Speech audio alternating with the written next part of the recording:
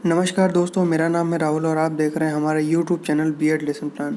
Lesson plan की series में आज हम कक्षा 6 के लिए एक नया लेसन प्लान लेकर आए हैं, जिसका प्रकरण है हिंद महासागर में छोटा सा हिंदुस्तान।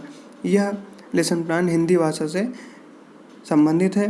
तो चलिए शुरू करते हैं। जैसा कि आप जानते हैं कि पाठ्य योजना के फॉर्मेट में सबसे ऊपर हम पाठ्य योजना संख्या लिखते हैं, उसके बाद संस्था या विद्यालय का नाम और उसके बाद ब्लॉक बनाते हैं जिसमें दिनांक, कक्षा, विषय, उपविषय, कालांश और अवधि लिखते हैं।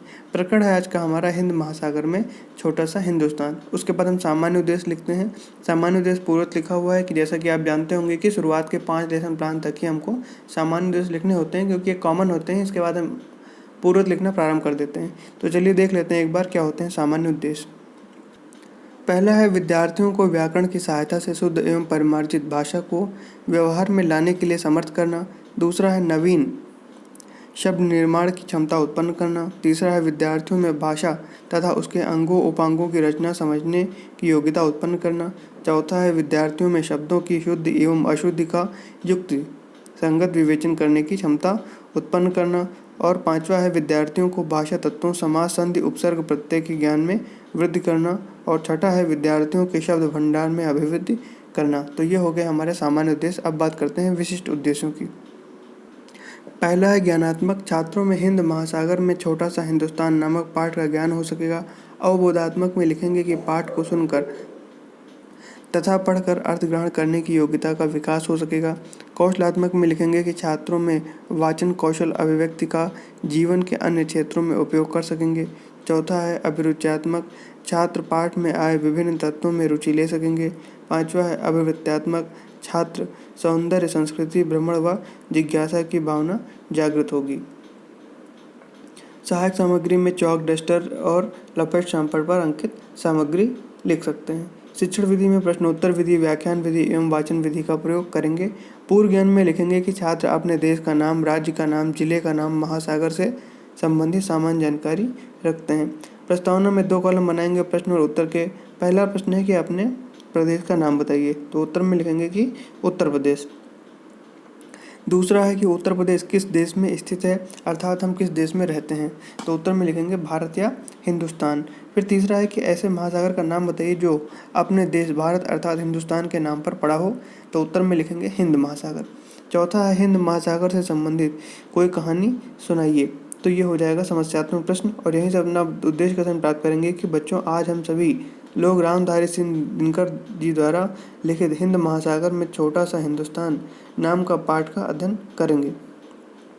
प्रस्तुतिकरण। अध्ययन अध्यापन की सुविधा अनुसार पाठ का अध्ययन एक ही अनुवृत्ति में किया गया है। तो पाठ संकेत मॉरिशस व और अंतिम में आते हैं। यहाँ तक जो है पाठ संकेत लिखेंगे। शिक्षण बिंदु में 2 कॉलम, इसके बाद प्रस्तुतिकरण में 3 कॉलम बनाएंगे। शिक्षण बिंदु, छात्राध्यापक क्रियाएं और छात्र क्रियाएं। तो शिक्षण बिंदु के नीचे लिखेंगे आदर्श वाचन। छात्राध्यापक क्रियाओं में लिखेंगे कि छात्राध्यापक द्वारा पाठ का आरोह, अवरोह, यति, गति, विराम के साथ आदर्श वाचन किया जाएगा। छात्र क्रियाओं में लिखेंगे कि छात्र ध्यानपूर्वक सुनेंगे। अब उच्चारण अभ्यास। तो छात्राध्यापक द्वारा पाठ के कुछ कठिन शब्दों का उच्चारण अभ्यास कराया जाएगा, जैसे कि मॉरिशस, फिर है ब्रह्म स्थान, नैरोबी, अफ्रीकियो, प्राणवती, प्रलोभनों, तीर्थ स्थलों, पुण्यधाम, आकर्षणों आदि। अनुकरण वाचन में लिखेंगे कि छात्राध्यापक द्वारा छात्रों से अनुकरण वाचन कराया जाएगा तथा गलतियों में सुधार किया जाएगा। छात्र क्रियाओं में लिखेंगे कि छात्र अनुकरण वाचन करेंगे। अब विस्तृत व्याख्या में शब्द, अर्थ, युक्ति, प्रयोग 4 कॉलम बनाएंगे। फिर है दृष्टिपात यानी देखना, पर्यायवाची हो जाएगा निहारना। फिर है निरावत यानी सुरक्षित, विलोम हो जाएगा असुरक्षित। फिर है प्राणवक्ता यानी जीवन होने का भाव, पर्यायवाची हो जाएगा शक्ति संपन्न। और अंतिम है पुण्यधाम यानी पवित्र स्थान, पर्यायवाची हो जाएगा पुण्य का स्थान। लेखन एवं निरीक्षण कार्य में लिखेंगे कि छात्राध्यापक द्वारा श्यामपट्ट पर लिखे शब्दों को अपनी कॉपी पर लिखने का निर्देश देकर कक्षा में घूम घूम कर निरीक्षण करेंगे। बोध प्रश्न में 2 कॉलम बनाएंगे प्रश्न और उत्तर। पहला है कि मॉरिशस में भारतीय मूल के कितने प्रतिशत लोग रहते हैं, तो उत्तर में लिखेंगे 67% यानी 67%। दूसरा है मॉरिशस की राजभाषा क्या है, तो लिखेंगे कि राजभाषा अंग्रेजी है किंतु बोलचाल की भाषा क्रियोल है। मौन वाचन में लिखेंगे कि छात्राध्यापक द्वारा छात्रों को मौन वाचन का निर्देश दिया जाएगा। अब विचार विश्लेषण में 2 कॉलम बनाएंगे, प्रश्न और उत्तर। पहला है कि हमारा भारत देश किन किन महासागरों से घिरा है। उत्तर में लिखेंगे कि हमारा भारत देश प्रशांत महासागर तथा हिंद महासागर से घिरा है। फिर दूसरा है कि मॉरिशस की विशेषताओं का वर्णन कीजिए। तो उत्तर में लिखेंगे कि मॉरिशस अपने भारत देश के कुछ शहरों के नाम व संस्कृति मिलती जुलती है। वहाँ के प्रमुख कार्यों में तुलसी रामायण पाठ का होना, मंदिर एवं शिवालयों का होना आदि है। मूल्यांकन प्रश्न में भी 2 कॉलम बनाएंगे। पहला प्रश्न है कि मॉरिशस में अधिकतर लोग कहाँ के रहते हैं। तो उत्तर में लिखेंगे भारत के।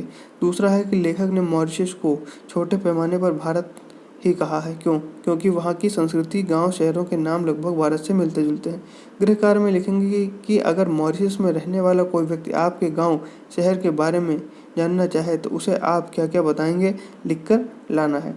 तो यहाँ पर लेसन प्लान हमारा समाप्त होता है। आपको वीडियो कैसा लगा कमेंट करके ज़रूर बताइए। वीडियो को लाइक करें, चैनल को सब्सक्राइब करें और दोस्तों के साथ शेयर करना ना भूलें। धन्यवाद।